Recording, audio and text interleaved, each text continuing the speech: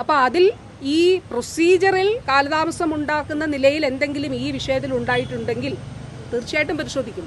അത് വളരെ തുറന്ന മനസ്സോടെയാണ്. കാരണം ഇവിടെ പ്രധാനം ജനങ്ങളാണ്, ഇവിടെ പ്രധാനം അവിടെ എത്തുന്ന രോഗികളാണ്. അവരുടെ നിസ്സഹായതയും നെടുവീർപ്പുമാണ് പ്രശ്നം.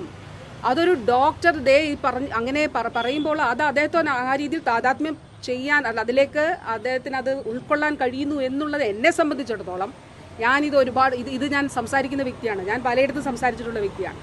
അപ്പോൾ അത് തീർച്ചയായിട്ടും ഞാൻ അതിൻ്റെ കൂടെ പറഞ്ഞു, അങ്ങനെയാണെങ്കിൽ നമ്മുടെ ഈ സിസ്റ്റത്തിലുള്ള പല പ്രശ്നങ്ങളും പരിഹരിക്കപ്പെടും. നിങ്ങൾക്ക് പരിശോധിച്ച് നോക്കാം. ഞാൻ ഇപ്പോൾ പറയുന്നതാണോ, നേരത്തെ പറഞ്ഞിട്ടുണ്ട്. ഞാൻ ഇത് പലയിടത്തും നമ്മുടെ കമ്മ്യൂണിറ്റിയിലും ഒക്കെ തന്നെ സംസാരിക്കുമ്പോൾ ഞാനിത് പറയാറുണ്ട്.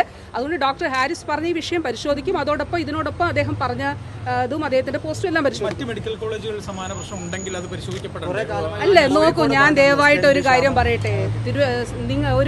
നിങ്ങൾ ആരെങ്കിലും സ്വകാര്യ ആശുപത്രികളിലെ ഒരു വിഷയം വാർത്തയായിട്ട് നൽകുമോ? നൽകത്തില്ല.